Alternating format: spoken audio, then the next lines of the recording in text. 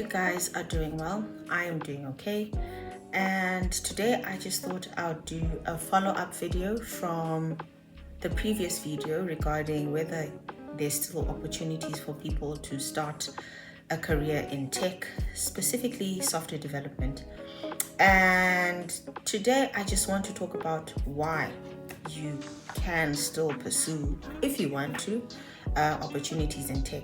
So one of my personal favorites is that, okay, my notes are here. I've decided to have notes for this one. Because when I watched the previous video, I noticed I left out some things. So I'm trying to make sure I cover my bases. But I'm gonna make this one quicker as well. Hence the notes. Anyway, back to the issue at hand. So my personal favorite is that working in tech means that you can work in any industry whatsoever. Even though software development is an industry within itself, I think it's important to realize that software development or computers or computer systems, while they can be a business, they actually are there to solve business problems, like real life problems. For example, video calls, right? They are there as innovation to contact our loved ones when they are away from us for long periods of time and would like to reach them. I think this was very evident within or during the pandemic. People were video calling each other to stay in touch since people were not physically able to be close together because we're social creatures. So that technology of video conferencing or video calls is to solve a real life problem. So with software development, you can work in any industry, whether it's in healthcare, banking, education, entertainment, even appliances as well, because our microwaves now have microchips that come with like processors, so that's technology as well. And lots of our other different devices around the homes, our cameras, our fridges, depending on how advanced your appliances are, that is an opportunity for software development, and you can actually work in that industry. And specifically, if you're starting out as a tester, any industry would work, because at the end of the day, building software is generally consistent across the different industries. I've had the opportunity to work in financial services. I've worked in health as well. So I have some experience, and it's not the full range of industries that I can work in. Rather, there's still other opportunities in many other different industries. So that's one plus side about that. So you get to learn a bit about other things. And then because software development is almost like the basis of how society is dealing or operating nowadays, there is going to be constant growth. Yes, with some industries, there can be like a market upside or downside, but ultimately there's just a consistent upward trajectory with software development. Now there's AI, machine learning, there's constant evolvement. So if you're someone who is curious and who constantly wants to learn and who doesn't like things that are boring and consistent and monotonous, it's also another great opportunity. So I guess that's 2 in 1. And then the more experience that you get, the more experience that you have in testing, or the more that you advance your technical skills, that's an opportunity for you to earn more. And depending on how you work, you don't have to work for one particular organization. You could do some work for this organization and do work for another organization, and that increases your earning opportunities.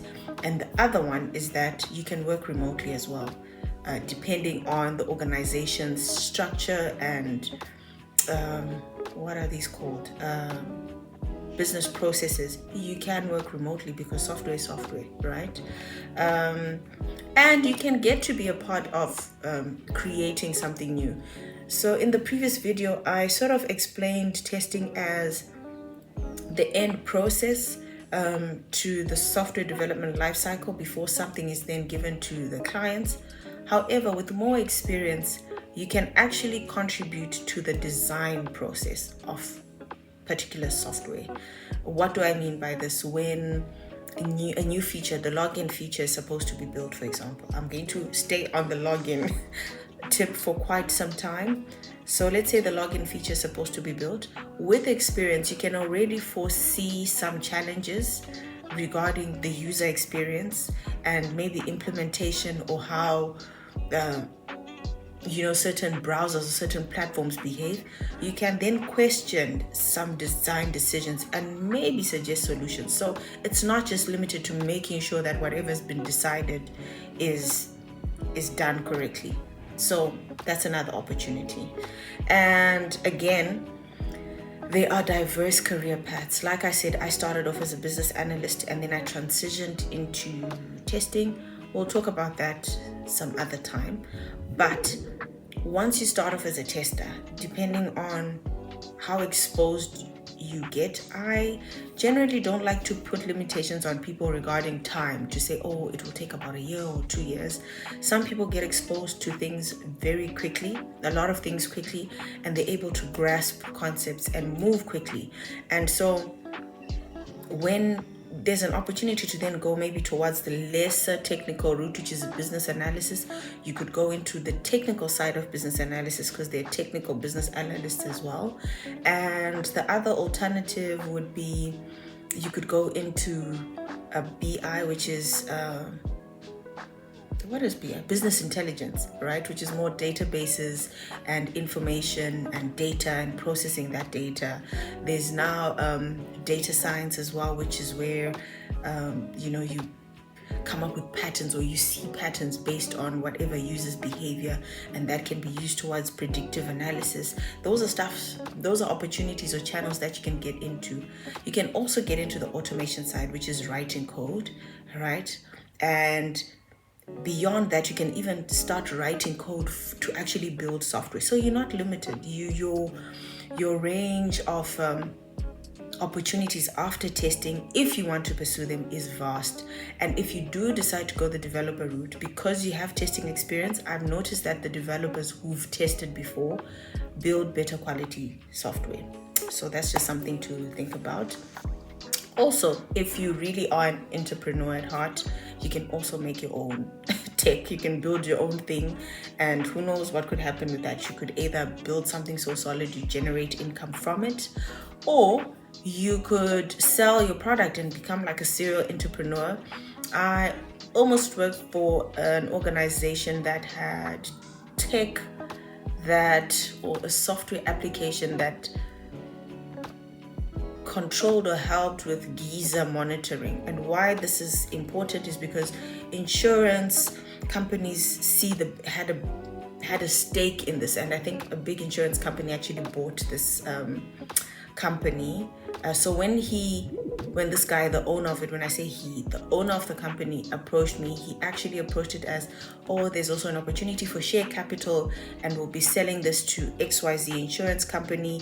That would help them in processing their claims, because I think insurance companies have quite a few claims from geyser bursts and the like. So, and he had done this a few times and sold the businesses and made a profit and went on to create other things. So that's another opportunity that comes with being in tech.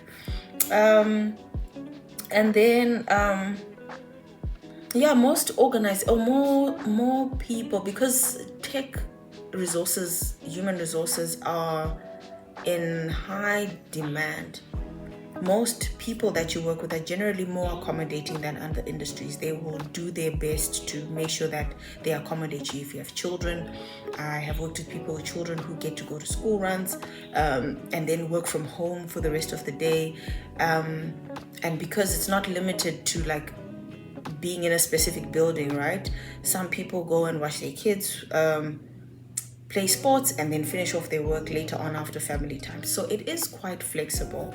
And generally, like if you're a curious person, and if you do enjoy creating new things, I think you will get that personal satisfaction in addition to generating income for yourself. So yeah, I encourage people to explore their opportunities in tech, regardless of where they're coming from. You never know. And I feel like testing is the your tippy toe in the water, or your toes in the water, to feel what it's like, and then you see whether they like it or not. I mean, what's the worst that could happen? So, oh, and then another thing is, because if you are already in another industry, you can actually explore or pursue testing or tech without actually interrupting your other income stream, and then eventually grow into it if it is something that you want to pursue. If it's something that doesn't align with you, then you can just stop. So yeah, I hope this is helpful as a follow-up video. I now have a lot of things to do. School started and I need to get ready for class tomorrow. I have an assignment that's due, so I just need to get my life in order. I'll see you guys soon. Oh, and guys, if you have any comments or questions, please, comment, like the video, give feedback. I'd really appreciate that. And subscribe to the channel. That would be really cool. And I look forward to seeing you guys soon. Bye.